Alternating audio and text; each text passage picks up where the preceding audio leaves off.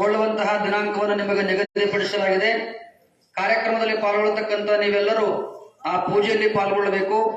ಪೂಜೆಯಲ್ಲಿ ಪಾಲ್ಗೊಂಡು ನಿಮ್ಮ ಜನ್ಮವನ್ನ ಸಾಫಲ್ಯ ಮಾಡಿಕೊಳ್ಳಬೇಕು. ಶ್ರೀ ಕ್ಷೇತ್ರದ ವಿಶ್ವಜ್ಯೋತಿ ವಿಶ್ವಾರಾಧ್ಯ ಮಹಾತ್ಮರ ಪುನರ್ಬಿಂಬ ಪ್ರತಿಷ್ಠಾಪನದ ಕಾರ್ಯಕ್ರಮದ ನಿಮಿತ್ತವಾಗಿ 11 ವರ್ಷಗಳ ಒಂದು ಸಾರಿ ಈ ಕಾರ್ಯಕ್ರಮ ಪ್ರತಿ ಸಲ ನಡ್ಕೊಂತ ಬಂದಿದೆ. ಈ ಸಲ ಬಹಳ ವಿಶೇಷವಾಗಿರ್ತಕ್ಕಂಥದ್ದು. ಎಲ್ಲಾ ಪೂಜೆಗಳಲ್ಲಿ ಕೊನೆಯ ಮಹಾಪೂಜೆ ಯಾವುದು ಅಂದ್ರೆ ಅತಿರುದ್ರ ಯಾಗ ಕಾರ್ಯಕ್ರಮ. ಈಗಾಗಲೇ ಪೂಜೆ ಅಪ್ಪಾಜಿಯವರ ಸನ್ನಿಧಾನ ನಡೀತದೆ. ತಾವೆಲ್ಲರೂ ಯಾರ ಹೆಸರು ಬರೆಸಿಲ್ಲ ಹೆಸರನ್ನ ಬರೆಸಿ ಪೂಜೆಯಲ್ಲಿ ಪಾಲ್ಗೊಳ್ಳಬೇಕಾಗಿ ತಮ್ಮಲ್ಲಿ ವಿನಂತಿಯನ್ನು ಮಾಡಿಕೊಳ್ತಾ ಇದ್ದೇವೆ. ಇನ್ನೊಂದು ವಿಶೇಷವಾಗಿರುವಂತಹ ಸೂಚನೆ ಏನು ಅಂತಂದ್ರ ಆ ಪೂಜೆ ಕಾಣಿಕೆ 21,000 ರೂಪಾಯಿ ಕಾಣಿಕೆಯನ್ನ ಆ ಕಾಣಿಕೆಯ ಸಮರ್ಪಣೆ ಮಾಡಿದ್ದಾರೆ. ಇನ್ನು ಮತ್ತೊಂದು ಮಾತು ಏನು ಅಂತಂದ್ರ ಸುಮಾರು ಮನೆಯೊಳಗೆ ಒಂದು ರುದ್ರಾಭಿಷೇಕ ಪೂಜೆ ಮಾಡ್ಬೇಕಾದ್ರೆ 10-15,000 ರೂಪಾಯಿ ಖರ್ಚಿಗೆ ಬರ್ತದ.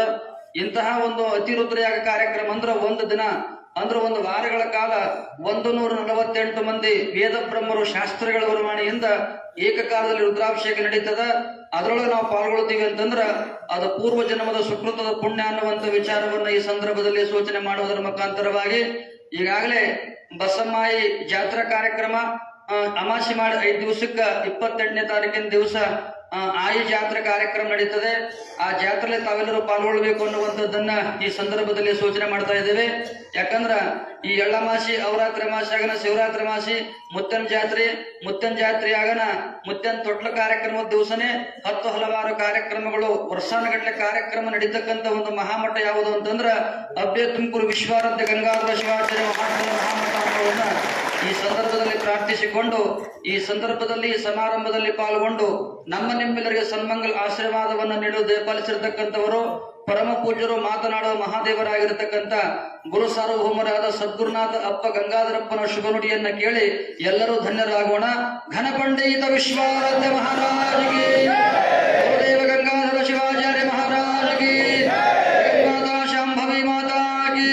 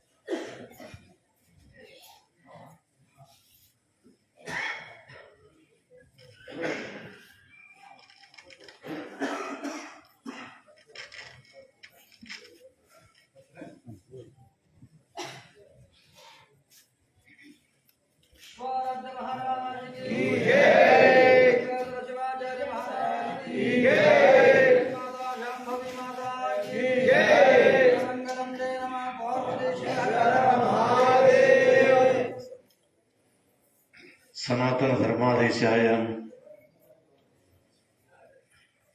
ಬನ್ನಿ ಬಸವ ಜಗದ್ಗುರು ಪಾಹಿ ಮಾಂ ಜಗದಾರಾಧ್ಯ ವಿಶ್ವಾರಾಧ್ಯ ಕುರುದ್ಭವ ಯಸ್ಯ ಸ್ಮರಣ ಮಾತ್ರೇಣ ಋಣಾನ್ಮುಕ್ತಿಕರಸ್ಥಿತ ತಂ ವಂದೇ ಜಗದಾಧಾರಂ ವಿಶ್ವಾರಾಧ್ಯಂ ಜಗದ್ಗುರು. ಪ್ರಾತಸ್ಮರಣೆ ಗುರುವಿನನ್ನು ಸ್ಮರಿಸಿಕೊಂಡು ವಿಶ್ವಾರಾಧ್ಯ ಬಗಳಾಂಬಿಕಾ ತಾಯಿಯನ್ನು ಸ್ಮರಿಸಿ ಅವರಿರೋರ ಪುಣ್ಯ ಕ್ಷೇತ್ರದಲ್ಲಿ ನಡೆದು ಬಂದಂತ ಎಳ್ಳ ಅಮಾವಾಸ್ಯೆಯ ಪವಿತ್ರ ಸಂದರ್ಭದ ಸದ್ಗುರು ವಿಶ್ವಾರಾಧ್ಯರ ದರ್ಶನ, ಸಂಭಾಷಣೆ, ಪ್ರಸಾದದೊಂದಿಗೆ ಶಿವಾನುಭವವನ್ನು ನಡೆಸಿಕೊಟ್ಟಂತ ನಮ್ಮ ಭಾಗದ ಅನುಭಾವಿ ಶಾಸ್ತ್ರಿಗಳು, ಪಂಡಿತೋತ್ತಮರು, ಪುರಾಣ ಪ್ರವಚನ ಪಟುಗಳು ಆದಂಥ ಹಿರಿಯರಾದ ಮಲ್ಲಿಕಾರ್ಜುನ ಶಾಸ್ತ್ರಿಗಳವರೆಗೂ, ಶ್ರೀಮಠದವರೇ ಆದ ಬಸವರಾಜ ಶಾಸ್ತ್ರಿಗಳು ಎಲೆ ಕೂಡಲಿಗೆಯವರೆಗೂ ಪಾಲ್ಗೊಂಡಂತ ಎಲ್ಲ ಶರಣ ಶರಣೀಯರ ಅಂತರಾತ್ಮದಲ್ಲಿ ವಿರಾಜಮಾನರಾಗಿರೋ ನಿಮ್ಮೆಲ್ಲರ ಆರಾಧ್ಯ ದೇವನಿಗೆ ಶರಣಾರ್ಥಿಗಳು. ಅರ್ಧರಾತ್ರಿಯಲ್ಲಿ ಎದ್ದು ಹೋದವರೆಲ್ಲ ಗೌತಮ ಬುದ್ಧರಾಗುವರೆನಯ್ಯ, ಸನ್ಯಾಸ ಸ್ವೀಕರಿಸಿದವರೆಲ್ಲ ಶಂಕರಾಚಾರ್ಯರಾಗುವರೆನಯ್ಯ, ಉಪನಯನವನ್ನು ನಿರಾಕರಿಸಿದವರೆಲ್ಲ ಬಸವಣ್ಣನವರಾಗುವರೆನಯ್ಯ, ಶಾಸನ ಉಲ್ಲಂಘಿಸಿದವರೆಲ್ಲ ಗಾಂಧೀಜಿಯವರಾಗುವರೆನಯ್ಯ, ಅಧಿಕಾರ ನಿರಾಕರಿಸಿದವರೆಲ್ಲ ಅಥಣಿಯ ಶಿವೀಗಳಾಗುವರೆನಯ್ಯ, ದಿಗಂಬರತ್ವ ಪಡೆದವರೆಲ್ಲ ಸದ್ಗುರು ವಿಶ್ವಾರಾಧ್ಯರಾಗುವರನೇ ಸ್ವತಂತ್ರ್ಯಧರ ಸಿದ್ದೇಶ್ವರ, ನಿನ್ನ ಹೆಸರುಗಳವರೆಲ್ಲ ನೀನಾಗುವರೆನಯ್ಯ. ವಿಶ್ವಾರಾಧ್ಯರು ಮನುಕುಲದ ಉದ್ಧಾರಕರು, ಜಾತಿ ಮತ ಪಂಥ ಪಂಗಡಗಳನ್ನದೇ ಮಾನವ ಸಮಾಜವನ್ನು ಏಕಮುಖವಾಗಿ ಕರೆದುಕೊಂಡು ಹೋಗುವಂಥ ತತ್ವಜ್ಞಾನಿಗಳು. ದೇಹ ಶಾಶ್ವತವಾದಂಥದ್ದಲ್ಲ, ಅನುಭವ ತತ್ವ ಶಾಶ್ವತ ಅನ್ನತಕ್ಕಂಥ ವಿಚಾರದಲ್ಲಿ ಬಂದು ನಿಂತಂಥವರು ವಿಶ್ವಾರಾಧ್ಯರು. ಇವತ್ತು ಪ್ರತಿಯೊಂದು ಕ್ಷೇತ್ರ, ಪ್ರತಿಯೊಂದು ಮಠ ಮಂದಿರಗಳಲ್ಲಿ ತನ್ನದೇ ಆದಂಥ ವ್ಯಾಪ್ತಿ, ಸಮಾಜ, ಗುಂಪು ಕಾಣುವಂಥದ್ದಾದರೆ ನಮ್ಮ ವಿಶ್ವಾರಾಧ್ಯನ ಸಂಪ್ರದಾಯ ಬಹಳ ದೊಡ್ಡದು. ಇಲ್ಲಿ ಸಮಾಜ ಇಲ್ಲ, ಗುಂಪು ಇಲ್ಲ, ಎಲ್ಲವೂ ಕೂಡ ತಮ್ಮ ತಮ್ಮ ಸಂಗಡ ತಂದ್ರೂ ಕೂಡ ವಿಶ್ವಾರಾಧ್ಯನ ಮಂದಿರ ಆ ಕಡೆ ಬಿಟ್ಟು ನಾವೆಲ್ಲರೂ ವಿಶ್ವಾರಾಧ್ಯನ ಮಕ್ಕಳು, ವಿಶ್ವಾರಾಧ್ಯ ಸಂತತಿಯರು ಎನ್ನುತಕ್ಕಂಥ ಭಾವನೆಯಲ್ಲಿ ನಾವೆಲ್ಲರೂ ಕೂಡ ಇರತಕ್ಕಂಥವ್ರು ಆಗ್ತೀವಿ. ಆ ದಿಶೆಯಲ್ಲಿ ಇವತ್ತಿನ ಮುಂಜಾನೆ ನಡೆದನು ಕೂಡ ಸಾವಿರಾರು ಜನ ಲೈನ್ ಕಟ್ಟೆ ಇಲ್ಲ. ನಾವೆಲ್ಲ ಅನ್ಕೊಂತಿದ್ದೆವು ಎಳ್ಳಾಮಾಸಿ ಅಂತ ತಿಳ್ಕೊಂಡಂದ್ರ ಎಲ್ಲ ರೈತರು ಹೊಲಕ್ಕೆ ಹೋಗಿರ್ತಾರ, ಸರಗ ಹೊಡೆದಿರ್ತಾರ, ಇನ್ನಿತರ ಹಳೆಯ ಪದ್ಧತಿ ಧಾರ್ಮಿಕ ಆಚರಣೆಯಲ್ಲಿ ತಮ್ಮನ್ನು ತಾವು ತೊಡಗಿಸಿಕೊಂಡಿರ್ತಾರ, ಸಂಜೆ ಮುಂದೆ ಬರ್ತಾರಪ್ಪ ಅಂತ ತಿಳ್ಕೊಂಡು ನಾವಂದೇವು ನಮ್ಮ ಬಸವರಾಜ ಶಾಸ್ತ್ರಿಗಳಂದ್ರಪ್ಪ ಅವೆಲ್ಲ ಹಿಂದಿಕ್ಕಿನ ಮಂದಿದ ಲೆಕ್ಕ ರೀ, ದೋತ್ರ ಮಂದಿಗೆ ಎಳ್ಳಾಮಾಸಿ ರೀ, ಪ್ಯಾಂಟಿನ ಮಂದಿಗೆ ಎಳ್ಳಾಮಾಸಿ ಇಲ್ಲ ಅಂತಂದ್ರು ಶಾಸ್ತ್ರಿಗಳು. ಯಾಕಿಲ್ಲ? ಎಲ್ಲ ಹೊಲ ಮೊದಲ ಹೊಲದಾಗ ಜೋಳ ಬಿತ್ತಿದ್ರು, ಶೇಂಗಾ ಬಿತ್ತಿದ್ರು, ಕಡ್ಲಿ ಬಿತ್ತಿದ್ರು, ಬುತ್ತಿ ಕಟ್ಕೊಂಡು ಎತ್ತಿನ ಗಾಡಿ ಕಟ್ಕೊಂಡು ಹೊಲಕ್ಕೆ ಹೋಗ್ತಿದ್ರು, ಸರಗ ಹೊಡಿತಿದ್ರು. ಸರಗ ಹೊಡೆದು ಚಂದ ಅಲ್ಲಿ ಉಂಡು ತಿಂದು ತಮ್ಮ ತಮ್ಮ ಸಂಗಡಿಗರೊಂದಿಗೆ, ತಮ್ಮ ತಮ್ಮ ಸಹಪಾಠಿಗಳೊಂದಿಗೆ ಬಂದು ಬಾಂಧವರನ್ನು ಕರ್ಕೊಂಡು, ಹೊಲ ಇದ್ದವ್ರು ಇಲ್ಲಾರ್ದವ್ರು ಕರ್ಕೊಂಡು ಊಟಕ್ಕೆ ಹೋಗಿ ಬರ್ತಿದ್ರು. ಈಗ ಹೊಲ ಅದಾವಲ್ಲ, ಹೊಲ ಎಲ್ಲಿ ಹೋಗ್ಯಾವ ಅಂತ ನಾ ಅಂತೆ. ಅಲ್ಲ ಲೀಸಿಗೆ ಹಾಕಿಬಿಟ್ಟಾರೆ ಅಪ್ಪ, ಯಾರ ಹೊಲಕ್ಕೆ ಹೋಗಿ ಯಾರು ಸರಗ ಹೊಡಿತಾರೆ ಅಂತ.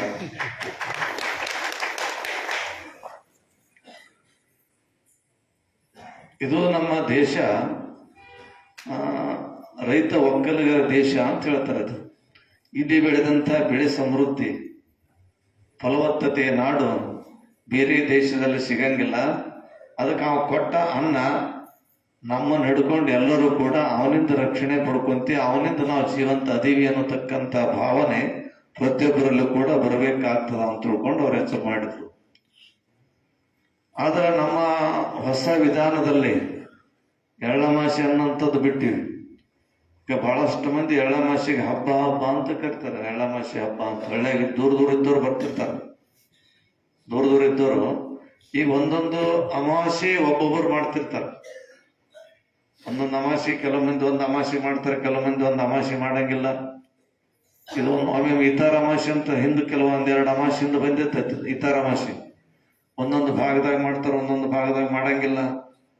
ಆ ಕಡೆ ಕಲಬುರಗಿ ಜಿಲ್ಲಾ ಮ್ಯಾಗ ಸೋಲಾಪುರ ಕಡೆ ಆದಾಗ ಇತಾರ ಅಮಾವಾಸ್ಯೆ ಅಂದ್ರೆ ಬಹಳ ಪ್ರಾಮುಖ್ಯತೆ ಅಮಾವಾಸ್ಯೆ ಅಂತ, ಬಹಳ ದೊಡ್ಡ ಅಮಾವಾಸ್ಯೆ ಅಂತ ಅವ್ರು ಅಂತಿರ್ತಾರೆ. ಈ ಕಡೆ ಕೆಳಗಡೆ ಬಂದಂಗ ಇತಾರ ಅಮಾವಾಸ್ಯೆ ಅಂತಂದ್ರ ಅಡಿಗೆ ಮಾಡಂಗಿಲ್ಲ, ಹೊಸ ಬಟ್ಟೆ ಹಾಕೋಂಗಿಲ್ಲ, ಖರೀದಿ ಮಾಡಂಗಿಲ್ಲ. ಅಚಾನಕ್ ಯಾರಾದ್ರೂ ಹೊಸ ಬಟ್ಟೆ ಶಾಲಿಗಿಲ್ ಹೊಸನೆ ಅಂತ ಬೆನ್ನ ಹತ್ತಿರ ಅವ್ರ ಮುಂದೆ ಓಡ್ತಾರ, ಹಿಂದ್ ನೀವು ಹೊಸ ಬಟ್ಟೆ ಹಿಡ್ಕೊಂಡು ಓಡ್ಬೇಕಾಗ್ತದ. ಹೊಸ ಬಟ್ಟೆ ಹೊಸ್ತಾರ ಅಂದ್ರೆ ಯಪ್ಪ ಬಂತಪ್ಪ ನಮ್ಮ ಟೈಮ್ ಅಂತಂತಿರ್ತಾರ. ಈ ಕಡೆ ಒಂದೊಂದು ಹಬ್ಬ, ಒಂದೊಂದು ಹರಿದಿನಗಳು ತಮ್ಮದೇ ಆದಂತ ಒಂದು ಇತಿಮಿತಿಯಲ್ಲಿದ್ದರೆ ಇಡೀ ದೇಶ ಎಳ್ಳಮಾಸೆ ಅಂತ ತಿಳ್ಕೊಂಡಂದ್ರ ಇದು ರೈತರ ಹಬ್ಬ ಅಂತ ತಿಳ್ಕೊಂಡು ಎಲ್ಲರೂ ಬಹಳ ಭಕ್ತಿಯಿಂದ ಶ್ರದ್ಧೆಯಿಂದ ಹಳ್ಳಿಗಾಡಿನಲ್ಲಿ ಆಚರಣೆ ಮಾಡತಕ್ಕಂಥವ್ರಾಗ್ತಿರ್ತಾರ. ಸರಗ ಹೊಡಿತಿರ್ತಾರ. ಅವಾಗ ಎತ್ತುಗಳು ಚಿಕ್ಕ ಚಿಕ್ಕ ಅಂತ ಹಾಕ್ತಿದ್ರು. ಚಿಕ್ಕ ಕಟ್ಕೊಂಡು ಎತ್ತಿನ ಬಂಡಿ ಮ್ಯಾಗ ಕುಂತು ಹಿಡ್ಕೊಂಡು ಹೋಗ್ತಿದ್ರು. ಈಗ ಎತ್ತೇ ಇಲ್ಲ, ಕಣಿಕಿನೇ ಇಲ್ಲ, ಮತ್ತೊಂದಿಲ್ಲ. ಆ ಚಿಕ್ಕ ಹಾಕಂತದ್ ಮೊದಲೇ ಇಲ್ಲ. ಬಸವಣ್ಣಂದ ಮಕ್ಕಳು ನಮ್ಮ ಚಿಕ್ಕ ಹಾಕ್ತಿರಪ್ಪ ಅಂತ ಒಳ್ಳೆ ವರ್ಷ ನಿಮಗೂ ಚಿಕ್ಕ ಹಾಕ್ತೀನಿ ಅಂತ ತಿಳ್ಕೊಂಡು ಅವ್ರ ಚಿಕ್ಕ ಏನೋ ಪೊಳ್ಪೊಳ್ ಇರ್ತಾವ. ನಿಮ್ಗೂ ಒಂದ್ 2 ವರ್ಷ ಚಿಕ್ಕ ಹಾಕಿದ್ರು. ಮಾರಿಗೆ ಮಾಸ್ಕ್ ಹಾಕೊಂಡು ತಿರುಗಾಡಿದ್ರು. ಆ ಬಸವಣ್ಣ ಅಂತಿದ್ನಂತ, ಮಕ್ಳ ನಮಗ ಆಗ್ತಿದ್ರೆ ನಿಮ್ದೇ ಹಂಗದ. ನಮಗ್ ಹೊಲಕ್ಕೆ ಬರೋದ್ನಾಗ ಚಿಕ್ಕ ನೀವ್ ಹಾಕ್ತಿದ್ರಿ, ನಾವು ಹೊಲದಾಗಿರ್ತಂತೆ ಒಬ್ರಿಗವ್ರು ಮಾರಿ ತಿಂತಾರೆ ಮುಸುಕ್. ಊರಾಗ ಬರೋದ್ನಾಗ ನಿಮ್ಗೆ ಚಿಕ್ಕ ಹಾಕಿ ತಿರುಗಿಸ್ತೀನಿ ಅಂತ ಎತ್ತುಗಳು ಅಂತಿತ್ತು.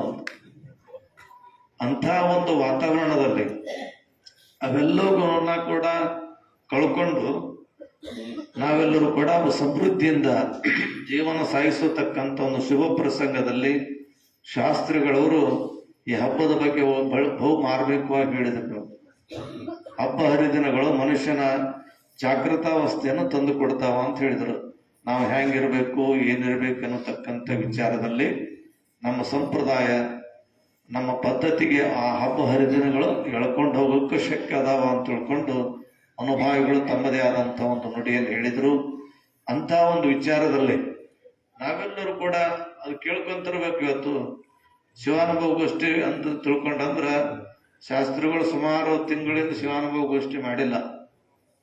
ಯಾಕೆ ಮಾಡಿಲ್ಲ ಅಂದ್ರೆ ಜಾಗ ನಮ್ಗೆ ಅನುಕೂಲ ಇಲ್ರಿ ಅಂತ ಅಂತಿದ್ರು. ನಮಗೆ ಪೇಟಿ ಇಲ್ಲ, ತಬಲ ಇಲ್ಲ, ಟೇಬಲ್ ಇಲ್ಲ. ಅಂದೆ ಏನ್ ಶಿವಾನುಭವ ಗೋಷ್ಠಿ ಮಾಡ್ತಾರಪ್ಪ, 2:30-3 ಗಂಟೆ ಆಗ್ಯದ, ಅದು ಶಿವನಿಲ್ಲ, ಅನುಭವಂಕರ ಮೊದಲೇ ಬರಂಗಿಲ್ಲ. ನಾವೆಲ್ಲ ಹೇಗಿರ್ತೀವಿ, ಮೊದಲ ಮುದ್ದೆ ಕಬ್ಬಿಣ ನೀರೊಳಗೆ ಅದ್ದಿದ್ರೆ ಮುಳುಗುವುದು, ತಿದ್ದಿದ್ರೆ ತೇಲುವುದು, ಇಂಥವುದು ಮಂದ ಬುದ್ಧಿ.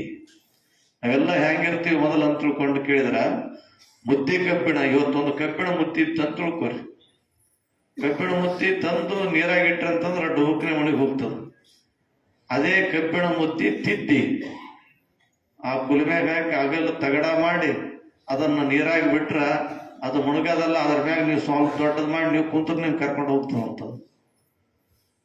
ಅಂದ್ರೆ ಮಂದ ಬುದ್ಧಿ ಅನ್ನುವಂಥದ್ದು ಹೆಂಗಿರ್ತಂತ ಕೇಳಿದಾಗ, ಸಂಸಾರ ಜಂಜಾಟದಲ್ಲಿರತಕ್ಕಂಥ ನಮ್ಮೆಲ್ಲರಿಗೂ, ನಾವೆಲ್ಲರೂ ಮೊದಲು ಮಂದ ಬುದ್ಧಿಯವರೇ.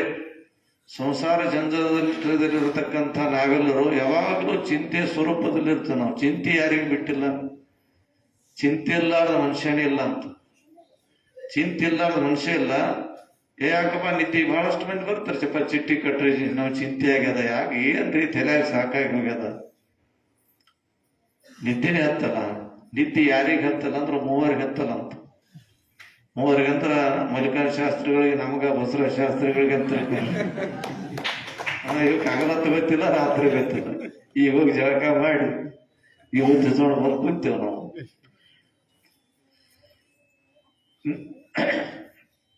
ಚಿಂತೆ ಯಾರಿಗಿರಲ್ಲ, ರಾತ್ರಿ ಯಾರಿಗೆ ನಿದ್ದೆ ಅಂತಂಗಿಲ್ಲ. ಒಬ್ಬ ಕಾಮಿ, ಒಬ್ಬ ರೋಗಿ, ಒಬ್ಬ ಜ್ಞಾನಿ, 3 ಚಿಂತೆ ಅಂತಂಗಿಲ್ಲ ಅಂತ. ಕಾಮಿ ತನ್ನ ಐಚ್ಛಿಕ ಲಾಲಸೆಗಾಗಿ ನಿದ್ದೆಗಿಡ್ತಾನಂತ. ರೋಗಿ ಮಕ್ಕಬೇಕಂತೂ ಗುಡಿಸಲಂತ. ಎದ್ರು ಯಾಕಪ್ಪ ಎದ್ದಿಲ್ಲ, ಮಕ್ಕಳು ಅಡ್ಡಕ್ಕೆ ಮಕ್ಕೊಂಡ್ರೆ ಎದ್ದಿದ್ದು ಉಪ್ಪುಸ್ ಬಂದಂಗ ಆಗ್ತದ, ಕೆಮ್ಕೋತ ಕುಂತಿನ ತಿಳ್ಕೊಂಡಂತಿರ್ತಾರಂತ. ಇನ್ನು ಯೋಗಿ ವಿಶ್ವರಾತ್ರಿ ಯಾವಾಗ ಮಲ್ಕೊಂತಿದ್ರು, ಯಾವಾಗ ಹೇಳ್ತಿದ್ರು, ಯಾವಾಗ ಉಣ್ತಿದ್ರು, ಯಾವಾಗ ತಿಂತಿದ್ರು ಗೊತ್ತಿಲ್ಲ. ಆ ಕಡೆ ಈ ಕಡೆ ನೋಡ್ಕೊಂತ ಅಮ್ಮದೊಳಗೆ ಓಡಿ ಹೋಗವ, ಅಮ್ಮದೊಳಗೆ ಕುಂದ್ರವ. ಒಮ್ಮೆ ಎಕಡೆ ನೋಡವ, ಎಕಡೆ ಬೆನ್ ತುರ್ಸೋದ್ ಕುಂತ ಬಿಡವ. ಒಮ್ಮೆ ಇಲ್ಲಿ ಕುಂತ ಒಮ್ಮೆದವ್ರು ಎದ್ದು ಬೆನ್ ತುರ್ಸ್ಕೊಂತ ಓಡಾಡಕತ್ತಂತ. ಯಾಕಪ್ಪ ಯಾಕೆ ಹಿಂಗೆ ತಿರುಗಾಡಕತ್ತೆ ಅಂತ ಸ್ವಲ್ಪ ಹೊತ್ತಾದ ನಂತರ ವಿಶ್ವರಾತ್ರಿ ಕೇಳಿದಾಗ, ವಿಶ್ವರಾತ್ರಿ ಅಂದ್ರಂತ ಆಮೇಲೆ ಅಂತ ನಕ್ಕೊಂಡ್ ಮತ್ತೆ ಗಪ್ ಕುಂತ್ರಂತ. ಅಲ್ಲ ಮೊದಲ ಬೆನ್ನು ತುರ್ಸುವಂತ ನೀವು ಓಡಾಡಕತ್ತಿ ಮತ್ತ ಒಮ್ಮದವನಿಗೆ ನೀ ಸುಮ್ ಬಂದು ಕುಂತಿಲ್ಲ. ಅಲ್ಲಲ್ಲೇ ಮೊದಲ ನಾ ಕಡೆ ಇದ್ದಾಗ ಯಾವನೂರು ಅಗಸ್ರಾವ್ ಬರ್ತಿದ್ದ. ಅಗಸ್ರಾವ್ ಭಾಳ ನನ್ನ ಬಳಿ ಬರೋದು ಹೋಗೋದಿತ್ತು. ಅವನಿಗೆ ಆ ಊರ ಗೌಡು ರೊಕ್ಕ ಕೊಡ್ಬೇಕಾಯ್ತು. ಗೌಡು ಕರ್ದು ಹೊಡಿಲಕತ್ತವ. ಹೊಡೆಯುವಂತ ಸಂದರ್ಭದಾಗ ಒಂದು 4-8 ಏಟು ತಿಂದ ಅಪ್ಪ ವಿಶ್ವರಾಧ್ಯ ತಂದಿ ಅಂದ. ಅದಕ್ಕೆ ವಿಶ್ವರಾಧ್ಯ ತಂದಿ ಅಂತಂದಾಗ ನಾವು ಆದ್ಮೇಲೆ ಅಲ್ಲಿ ಅಂದ್ರೆ ಅವ ಇಲ್ಲೇ ಇದ್ದ. ಅವ ಅಲ್ಲಿ ನೆನೆಸಿದಾಗ ನಾ ಅಲ್ಲಿ ಹೋದೆ. ನೋಡು ಬೆನ್ನ ಮ್ಯಾಗ ನನಗೆ ಮುಡ್ಯ ಬರೀ ಮತ್ತೆ ಯಾಕೆ ನೀ ಕುಂತಿಲ್ಲ ಬಹಳಷ್ಟು ಹೊಡಿಲಕತ್ತಗಳೇ. ಅಪ್ಪ ವಿಶ್ವರಾಧ್ಯ ಅನ್ನೋದು ಬಿಟ್ಟು ತಾನು ಕೈಯಾಗ ಕಲ್ತ್ಕೊಂಡ ತಂದ ಜಾಗ್ ಮಾಡ್ಕೊಳಕಂತ ನಾ ಯಾಕೆ ಬೋಲಿ ಅಂತ ವಾಪಸ್ ಬಂದೆ. ನಾ ಆರಾಮ್ ಕೂತೀನಿ ಅಂತ ನಂದು ವಿಶ್ವರಾಧ್ಯ. ಅವ್ರಿಗೆ ಹಗಲ ಅಷ್ಟೇ ರಾತ್ರಿ ಅಷ್ಟೇ ನಿಶ್ಚಿಂತ ಪುರುಷರು. ಬದುಕಿನಲ್ಲಿ ಯಾವುದೂ ಶಾಶ್ವತವಾದಂಥದ್ದಲ್ಲ. ಈಗ ನಾವು ಚಿಂತೆ ಮಾಡ್ತೀವಿ. ಅದಕ್ಕೆ ಚಿಂತೆ ಮಾಡ್ತಾನೆ ಪೂರ ಅಂತ್ಯಕಾಲ ಬಂದದಪ್ಪ ಚಿಂತೆ ಮಾಡ್ಲಕತ್ತಾನೆ. ಯಾಕೆ ಚಿಂತೆ ಮಾಡ್ತಾನಂದ್ರೆ ಎಲ್ಲಾ ಬಿಟ್ಟು ಹೋಗೋ ಸಲ ಚಿಂತೆ ಮಾಡ್ತಾನಂತ. ಮನುಷ್ಯ ಸಾವಿಗೆ ಎದಕ್ ಅನ್ಸ್ತಾನ? ಸಾವು ನೋಡ್ಯಾರನ ಯಾರನ್ನ? ಭಾಳ ಬೆರಿಕೆ ಅದಕ್ಕೆ ಸಾವು ಅಂದಾರನ ಯಾರನ್ನ? ಕಾರ್ ಬಿಡ್ಬೇಕು, ಮನಿ ಬಿಡ್ಬೇಕು, ಹೆಂಡ್ರು ಬಿಡ್ಬೇಕು, ಮಕ್ಕಳು ಬಿಡ್ಬೇಕು, ದುಡ್ಡು ಬಿಡ್ಬೇಕು, ಸಂಪತ್ತು ಬಿಡ್ಬೇಕು, ಎಲ್ಲ ನೋಡಿ ಹೋಗಿ ನಿಶ್ಚಿಂತಿ ಯಾರು ಇರ್ತಾರ? ನಿಶ್ಚಿಂತಿ ಯಾರು ಇರ್ತಾರ?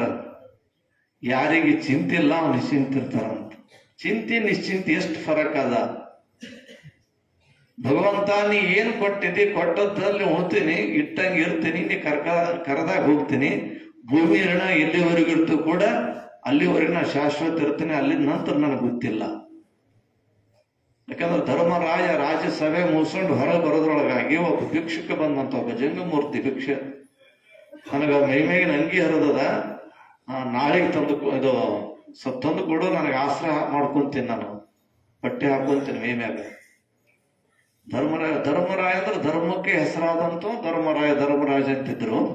ಅವನಂತ ಸರಿಪ ಕೊಡ್ತೀನಿ, ನಾಳೆ ಬಾ ಕೊಡ್ತೀನಿ ಅಂತ ಒಂದನಂತ. ನಾಳೆ ಬಾ ಕೊಡ್ತೀನಿ. ಅಲ್ಲಿ ದೂರ ನಿಂತು ಭೀಮ ಕೇಳಿದ ನಾಳೆ ಬಾ ಅನ್ನುವಂತ ಶಬ್ದ. ಭೀಮ ಹೊಂಬಂತ ನಾವಂತೆ ಹುಚ್ಚಿದ. ಅದೇ ಅದಕ್ಕೇನಲ್ಲ ಎತ್ತಂದ್ರೆ ಎತ್ತದ, ಹೋಗೇನು ಹೋಯ್ತದ, ಅದು ಎತ್ತ ಮೋಟ ಮನುಷ್ಯ, ಅದಕ್ಕೇನು ಹುಚ್ಚದ ಅಂತ ತಿಳ್ಕೊಂಡು ನಾವಂತಿದ್ದೆವು. ಭೀಮ ಅವ ಅಣ್ಣನದು ನೋಡಿ ನ್ಯಾಯದ ಗಂಟೆ ಅಂತ ಇರ್ತದೆ ರಾಜ್ಯಸಭೆಯಲ್ಲಿ. ರಾಜರು ಎಲ್ಲಿರ್ತಾರ ಅಲ್ಲಿ ನ್ಯಾಯದ ಗಂಟೆ ಅಂತ ಕಟ್ಟಿರ್ತಾರ. ಆ ಗಂಟೆ ಯಾರು ಹೊಡೆದ್ರು ರಾಜ ತಕ್ಷಣ ಬಂದು ಕೇಳ್ಬೇಕು, ಗಂಟೆ ಅದಕ್ಕೆ ಹೊಡೆದ್ರ ಯಾರಿಗೆ ಏನ್ ನ್ಯಾಯ ಬೇಕಾಗ್ಯದ ಅಂತ ತಿಳ್ಕೊಂಡು. ಭೀಮ ಹೋಗಿ ಗಂಟೆ ಹೊಡೆದ್ ಬಿಟ್ಟ, ನಗಾರಿ ಬಾರ್ಸಕತ್ತ, ಗಂಟೆ ಹೊಡೆದ. ಧರ್ಮರಾಜ ಕೇಳಿದ, ಭೀಮ ಯಾಕೆ ಹೊಡ್ಲಕತ್ತ? ಅವನಿಗೆ ಏನು ಅವಶ್ಯ ಅದ, ಯಾವ ಮಾತಿನ ವಿಚಾರ ಅವನಿಗೆ ಬೇಕಾಗ್ಯದ ಅಂತ ತಿಳ್ಕೊಂಡು ಹೋಗಿ ಕೇಳ್ತಾನ. ಯಾಕೆ ಹೊಡಿಲಕತ್ತಿದಪ್ಪ ನೀನು ಗಂಟಿ? ನನಗೆ ಬಹಳ ಸಂತೋಷ ಆಗ್ಯದ, ಅದಕ್ಕೆ ಹೊಡಿಲಕತ್ತೇನಿ ಅಂತ ನಂತ. ಏನು ಸಂತೋಷ ಅದ?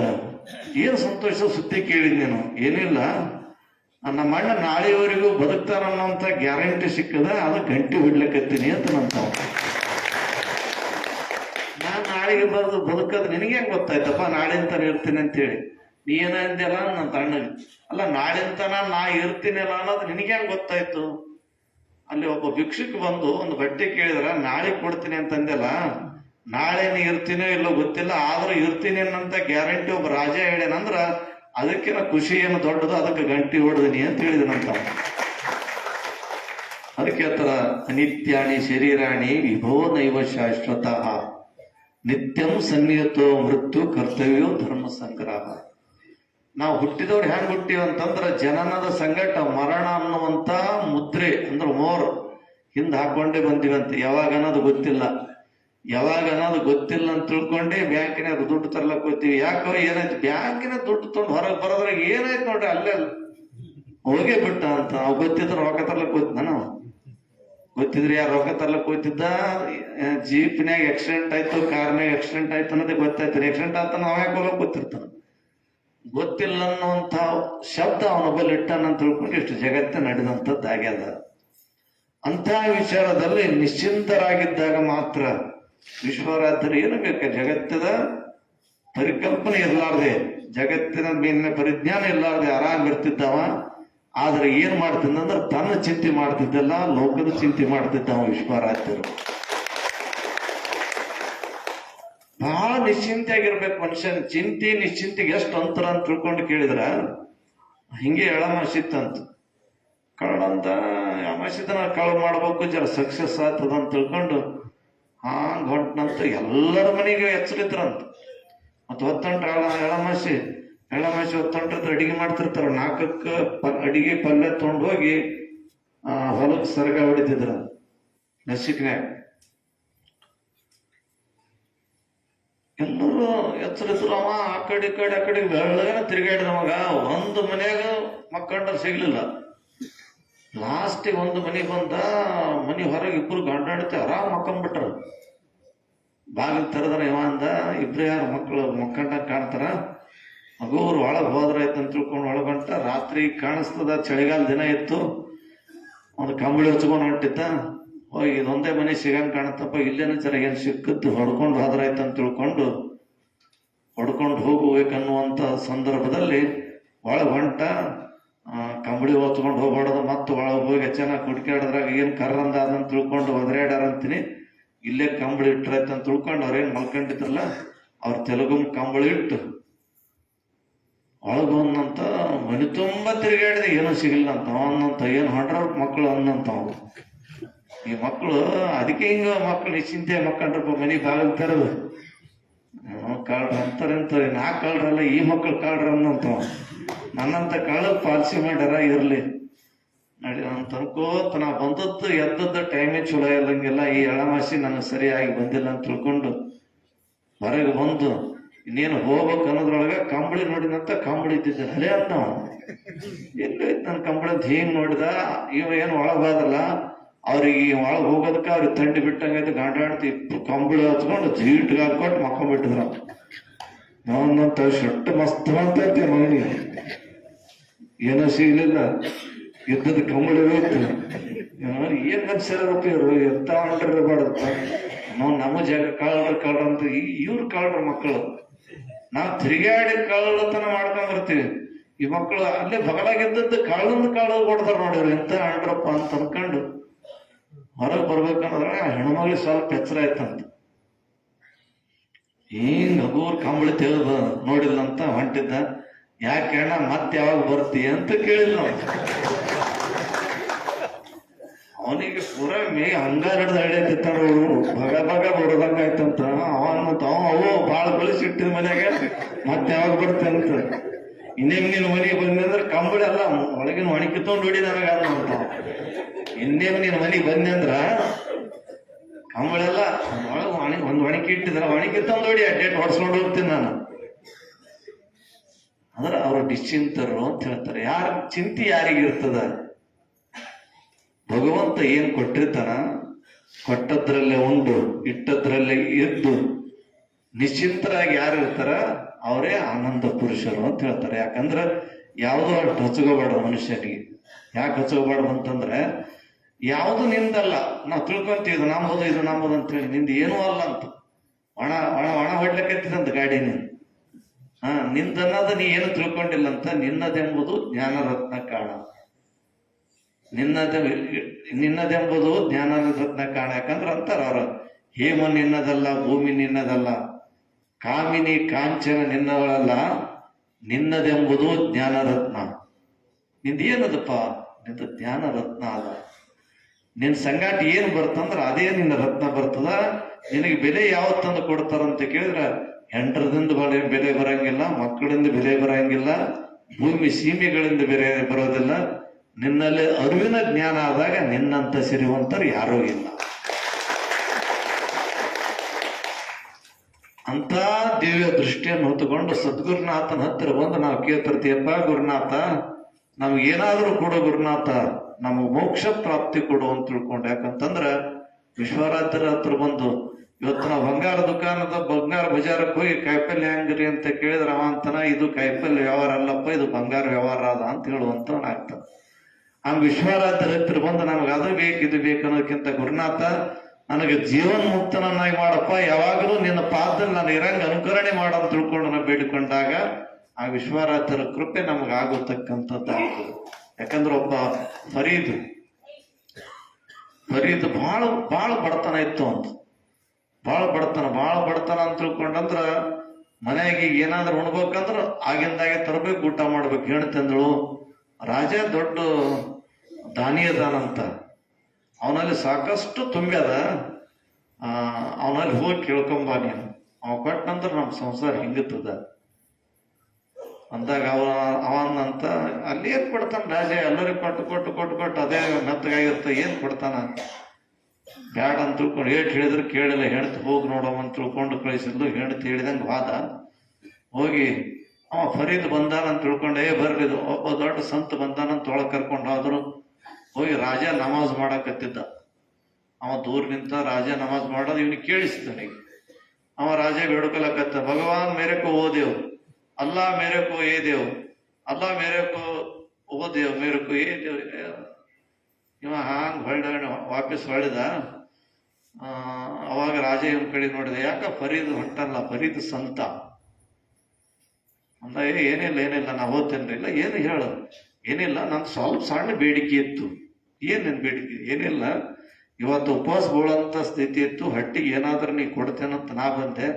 ಮತ್ತೆ ನನಗೆ ಬೇಡ್ಲಿಲ್ಲ. ಯಾಕ? ನಾನು ಹಟ್ಟಿಗೆ ಏನಾರೇ ಬೇಕಂತ ತಿಳ್ಕೊಂಡು ಸಣ್ಣ ಭಿಕ್ಷುಕಾಗಿ ನಾ ಕೇಳಕ್ ಬಂದೆ. ನನಕಿನ ಕೆಟ್ಟ ದರಿದ್ರ ಭಿಕ್ಷುಕ್ ನೀ ಇದೆಯಲ್ಲ ನಾವು. ನಾನು ಒಂದೊಂದು ಸೇರ್ ಅಕ್ಕಿಯನ್ನು ಕೊಡು, ಒಂದ್ ಸೇರ್ ಜೋಳನ ಕೊಡು, ಒಂದ್ ಸ್ವಲ್ಪ ಹಿಟ್ಟನ್ನು ಕೊಡು, ಸಾಕು ತಂದಿನ ಊಟ ಮಾಡಿ ಬದುಕ್ತೀನಿ ಅಂತ ಇವತ್ತು ಒಂದಿನ ಚಿಂತಿ ನಾ ಇಟ್ಕೊಂಡು ಬಂದೆ. ಮೇರಕ್ ಅಲ್ಲಾ ಓದೇವು, ಅಲ್ಲಾ ಏದೇವ್ ಒಂದ್ ಎರಡು ಕೈ ಮ್ಯಾಕ್ ಎತ್ಕೊಂಡು ಬೀಳಕತ್ತಲ್ಲ, ನನಗಿಂತ ದರಿದ್ರ ನೀನಿದಿ, ನಿನಕಿನ ಶ್ರೀಮಂತ ನಾನೇ, ನಮ್ಮ ಮನೆಗೆ ಹೋಗ್ತೀನಿ ಅಂತ ನಾವು ಅಲ್ಲಿ ಇಲ್ಲಿ ಕೇಳಿ ಭಗವಂತನ ನಾಮಸ್ಮರಣೆ ಇರದೇ ಇದ್ದಾಗ ನಾವೆಲ್ಲರೂ ಕೂಡ ಹೆಂಗಾಗ್ತಂತ ಕೇಳಿದಾಗ, ಲೋಕದಲ್ಲಿ ಎಲ್ಲರೂ ಅಲ್ಪ ತೃಪ್ತರೆ, ಎಲ್ಲರೂ ಒಂದು ಬೇಕು ಒಂದು ಸಾಕು ಅನ್ನೋತಕ್ಕಂಥ ಭಾವದಲ್ಲಿದ್ದಂಥವ್ರು ಇರ್ತಾರ. ಅಂಥವ್ರಲ್ಲಿ ನಾವು ಅದು ಬೇಕು ಇದು ಬೇಕು ಸಂಸಾರದ ವ್ಯಾಮೋಹದಕ್ಕಿದ್ದು ನಮ್ಮಲ್ಲಿರತಕ್ಕಂಥ ಅಮೂಲ್ಯ ರತ್ನವನ್ನ ನಾವು ಧರಿಸದಿದ್ದಿಲ್ಲ ಅಂತಂದ್ರ ನಾವು ಅವ್ರಕಿನ ದರಿದ್ರಾದಂಗ ಆಗ್ತೀವಂತ. ಅಂತ ಎಲ್ಲವೂ ಕೂಡ ನಿರ್ಲಿಪ್ತ ಭಾವನೆಯಿಂದ ಕುಳಿತಂತ ಸದ್ಗುರು ಮತ್ತು ವಿಶ್ವಾರಾಧ್ಯ ಸದ್ಗುರು ಸಂಪನ್ನನಾದಂಥ ವಿಶ್ವಾರಾಧ್ಯನ ಹತ್ತಿರ ಬಂದಾಗ ನಮಗೆ ಜೀವನ ಮುಕ್ತನಾಗತಕ್ಕಂಥ ದೊಡ್ಡ ಸಂಪತ್ತೇ ದಯಪಾಲಿಸುವಂತ ಕೃಪೆಯ ಆ ಪುಣ್ಯಾತ್ಮ ಮಾಡ್ತಾನಂತ ತಿಳ್ಕೊಂಡು ನಾವೆಲ್ಲರೂ ಕೂಡ ಶ್ರದ್ಧಾ ಭಕ್ತಿಯಿಂದ ಪ್ರತಿ ಅಮಾವಾಸ್ಯೆಗೊಮ್ಮೆ ಬಂದು ದರ್ಶನ ಆಶೀರ್ವಾದದೊಂದಿಗೆ ಸಂಭಾಷಣೆಯಲ್ಲಿ ನಾವು ನಮ್ಮೆಲ್ಲರೂ ಕೂಡ ಜೀವನ ಮುಕ್ತರಾಗತಕ್ಕಂಥ ಒಂದು ವಿಧಾನಕ್ಕೆ ಬಂದು ನಿಲ್ಲತಕ್ಕಂಥವ್ರಾಗ್ತೀವಿ. ಈ ಒಂದು ದಿಶೆಯಲ್ಲಿ ಶಿವಾನುಭವ ಗೋಷ್ಠಿ ಅದ ನಡ್ಕೊಂತ ಬಂದು ಈ 3 ಗಂಟೆ ಆಯ್ತು. ಇಂಥ ಒಂದು ಶುಭ ಪ್ರಸಂಗದಲ್ಲಿ ನಮ್ಮ ಬಸವರಾಜ ಶಾಸ್ತ್ರಿಗಳು ನಿಮ್ಮೆಲ್ಲರೂ ಕೂಡ ಒಂದು ವಿಚಾರವನ್ನು ತಿಳಿಸಿದ್ರು. ಮಧ್ಯದಲ್ಲಿ ದರ್ಶನ ನಡೆದಂತ ಸಂದರ್ಭದಲ್ಲಿ ನಾವೊಂದು ಅರ್ಧ ಗಂಟೆ ಮ್ಯಾಕ್ ಹೋಗಿ ಬಂದೆ. ನನಗೆಲ್ಲ ಗೊತ್ತಾಗ್ತಿರ್ತ, ಪಾಪ ನಿಂತಾರಲ್ಲಪ್ಪ ಹೋಗಿ ಬರ್ಬೇಕು. ನಾನು ಬಂದು ಆ ಕಡೆ ಈ ಕಡೆ ಕುಂದಿರ್ತೀನಿ, ಹೇಳ್ತೀನಿ, ನಮ್ಮ ಒಂದೊಂದು 2-2 ತಾಸು ನಿಂತಿರ್ತಾರಲ್ಲ ಅಂತ ತಿಳ್ಕೊಂಡು. ಆದ್ರೂ ಶ್ರೀಶೈಲದ ಪೂಜೆ ಮಾಡೋಂಥವ್ರು ಶಾಸ್ತ್ರಿಗಳು ಬಂದಿದ್ರು. ಅವ್ರು ಬಂದು ನಮಗ ಇಲ್ಲಿ ಏನ್ ಮಾತು ಒಪ್ಪಿಸಿ ಮತ್ತ ಶ್ರೀಶೈಲ ಮಲ್ಲಿಕಾರ್ಜುನ ಪೂಜೆ ಮಾಡಕ್ ಹೋಗ್ಬೇಕು. ಅವ್ರು ನಾವು ಆ ಶಾಸ್ತ್ರಿಗಳಿಗೆ ಇಲ್ಲಿ ಹಿಡ್ಕೊಂಡ್ ಕೂತ ಶ್ರೀಶೈಲ ಮಲ್ಲಿಕಾರ್ಜುನ ಒಣ ಠಾಣ ಅನ್ಬೇಕಂತ ಬೆಳಗಿನ ಪೂಜೆ ಇರಂಗಿಲ್ಲ. ಅದಕ್ಕೆ ಹೋಗಿ ಪೂಜೆ ಮಾಡ್ಬೇಕಂತ ತಿಳ್ಕೊಂಡು ದೌಡಾಶ ಅವರು ಹೋದ್ರು. ಅವರೆಲ್ಲರೂ ಕೂಡ್ಕೊಂಡು ವಿಚಾರ ಮಾಡಿದ್ರು. ಪ್ರತಿ ವರ್ಷ ಪ್ರತಿ 11 ವರ್ಷಕ್ಕೊಮ್ಮೆ ನಡೆಯತಕ್ಕಂಥ ಪುನರ್ಬಿಂಬ ಪ್ರತಿಷ್ಠಾಪನಾ ಸಮಾರಂಭ ನಮ್ಮ ಶಾಸ್ತ್ರಿಗಳು ಹೇಳಿದಂತೆ ಅದು ಸಮಯ ನಿರ್ಧಾರ ಆಯ್ತು.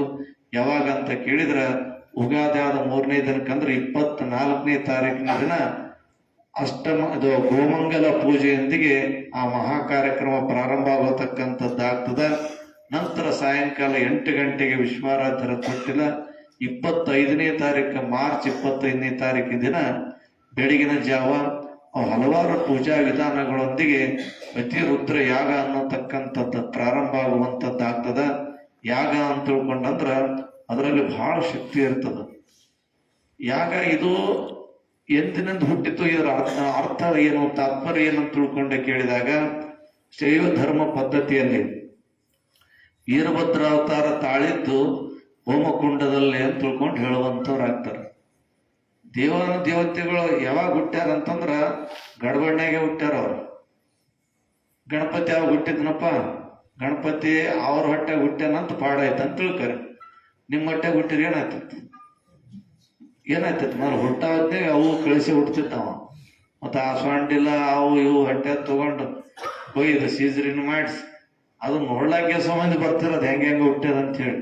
ಅವ್ರ ಹೊಟ್ಟೆಗೆ ಹುಟ್ಟ್ಯದಂತ ತಿಳ್ಕೊಂಡು ನಾವು ದೇವ್ರಂತ ಪೂಜೆ ಮಾಡ್ತೀವಿ. ನಿಮ್ಮೆಲ್ಲರ ಹೊಟ್ಟೆಗೆ ಹುಟ್ಟಿದ್ರ ಮನೆ ಮುಂದೆ ಏನಾದ್ರು ಅವ್ರ ಮನೆ ದೇವ್ರು ಹುಟ್ಟ್ಯದಂತೀರಿ ಅಂತಿದ್ರು ನೀವೆಲ್ಲ.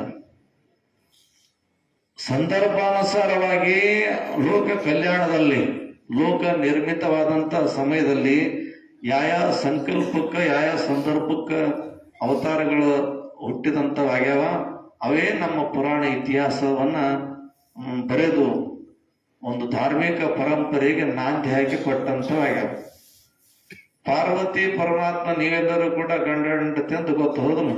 ಆ ದೊಡ್ಡ ರಾಜನ ಮಗಳಂತ ಯಾರು ಪಾರ್ವತಿ. ಆಕಿ ಮನಸ್ ಮಾಡಿ ಯಾರು ಪರಮಾತ್ಮ ಮಾಡ್ಕೊಂಡ್ಲ. ಪರಮಾತ್ಮ ಮಾಡ್ಕೊಂಡು ಅಕ್ಕ ತಂಗಿದಾರಂದ್ರಂತ ಲಕ್ಷ್ಮಿ ಅವರು ಇವ್ರು ಬ್ಯಾಡ ತಂಗಿ ಅದೇನೋ ಬೂದಿ ಪಡಕದ ಎಲ್ಲಿರ್ತದ ಸುಡ್ಗಾಡ್ದಾಗ ಇರ್ತದ. ಒಂದು ಬಿಲ್ಡಿಂಗ್ ಇಲ್ಲ, ಮತ್ತೊಂದಿಲ್ಲ, ಡೂಪ್ಲೆಕ್ಸ್ ಮನಿ ಇಲ್ಲ, ರೊಕ್ಕ ಇಲ್ಲ, ಬಂಗಾರ ಇಲ್ಲ, ಬೆಳ್ಳಿಲ್ಲ. ಅದಕ್ಕೆ ಯಾಕೆ ಮಾಡ್ಕೊತ ಎಲ್ಲ ನಾ ಅವನಿಗೆ ಮಾಡ್ಕೊತಂತೆ. ಮಾಡ್ಕೊತಂದ್ರೆ ಲಗ್ನ ಆಯ್ತು, ಸಂಸಾರ ನಡೀತು. ಅವರಪ್ಪ ಮನ್ಯಾಗ ಒಂದು ದೊಡ್ಡ ಫಂಕ್ಷನ್ ಇಟ್ನಂತ. ಮೊದಲೇ ಸಿಟ್ಟು ಮಗಳು ಹೋಗ್ಯಾಳ. ಅವನು ಅಲಗರ್ಜಿ ಹಳೆ ಇದ್ನಂತಂದ್ರ ಅವನಿಗೆ ಏನಾರು ಮಾಡವನಿ ಅವ ರಾಜ. ಹೋಗ್ಬಿಟ್ಟು ನನ್ನ ಮಗಳ ಹೋಗ್ಯಾಳ ಯಾಕಪ್ಪ ಅಂತ ತಿಳ್ಕೊಂಡು ಅಷ್ಟೇ ಬಿಟ್ಟ. ಅವ್ರಿಗೆ ಹೇಳಾರ್ದಂಗ ಮನ್ಯಾಗ ಆಮಂತ್ರಣ ಕೊಡ್ಲಾರ್ದಂಗ ಒಂದು ಯಜ್ಞ ಇಟ್ನಂತ. ಮನ್ಯಾಗ ಒಂದು ಯಾವುದೋ ಕಾರ್ಯಕ್ರಮ ಇಟ್ಟ. ಅದಕ್ಕೆ ಎಲ್ಲಷ್ಟು ಮಂದಿ ಬಂದ್ರು. ಇಂದ್ರ, ಕುಬೇರ, ಅವರು ಇವ್ರು ಎಲ್ಲಷ್ಟು ಮಂದಿ ಬಂದ್ರು. ಬಂದು ಲಕ್ಷ್ಮಿ ಬಂದ್ರು, ಸರಸ್ವತಿ ಬಂದ್ರು, ಅವ್ರು ಬಂದ್ರು, ಇವ್ರು ಬಂದ. ಅವರೆಲ್ಲರೂ ಜಗ ಬಗ ಏನು ಆನಂದ ಬಂದ್ಬಿಟ್ರು. ಬಂಗಾರ ಏನು ವೈಭವದಿಂದ ಬಂದ್ರು. ಈಕಿನ ಬಲ್ಲಿ ಏನೂ ಇದ್ದಿದ್ದಿಲ್ಲ. ಅವನ್ ತಂದಿ ಪಾರ್ವತಿ ತಂದಿ ಅಮ್ಮನ್ ನೋಡಿ ಸಿಟ್ಟು ಬಂತಂತ. ಈಕೆ ಯಾಕೆ ಬಂತಪ್ಪ ಇಂಥ ಸಂದರ್ಭದಾಗ ಅಂತ ಹೇಳಿ. ಯಾಕೆ ಬಂದಿ ಅಂತ ತಿಳ್ಕೊಂಡು ಕೇಳಿದ.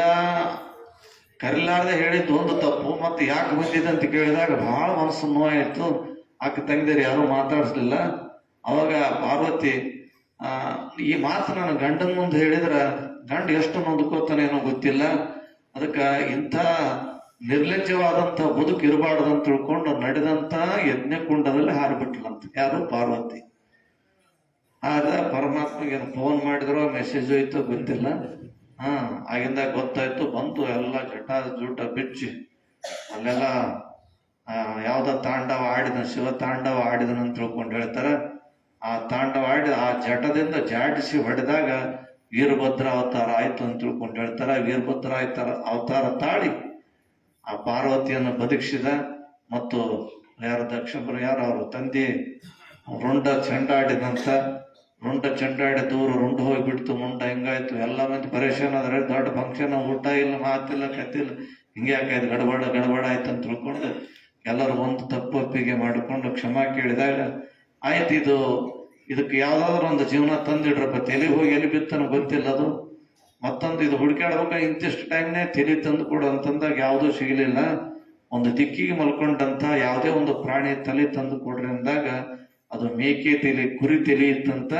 ಆ ಕುರಿ ತಲೆ ತಂದು ಆ ಮುಂಡಕ್ಕೆ ಹಚ್ಚಿದಾಗ ಆ ರುಂಡದ ಸಮೇತ ಎದ್ದು, ಅಂದ್ರೆ ಕುರಿ ತಲೆ ಇಟ್ಟುಕೊಂಡು ಕೈ ಮುಗಿದು ಕೇಳಕತ್ತಂತ. ವಾಜಸ್ಯ ಮೇ ಪ್ರಸವಸ್ಯ ಮೇ ಪ್ರಯತಿಸ್ಯ ಮೇ ವೃತ್ತಿಸ್ಯ. ಅಂದ್ರೆ ರುದ್ರ ಅವಾಗೆ ಹುಟ್ಟಿತು ಅಂತ ತಿಳ್ಕೊಂಡು ಹೇಳ್ತಾರ.